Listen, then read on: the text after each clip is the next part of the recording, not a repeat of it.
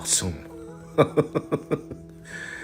And some toasted garlic, and also some chopped cilantro.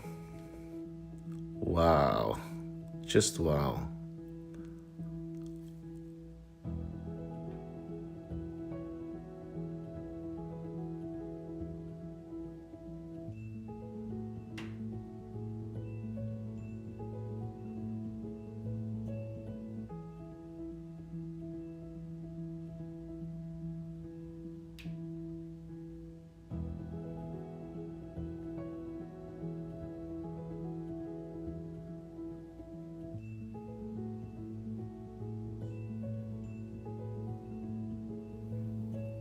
And there you have it, your oven grilled panganan tuna.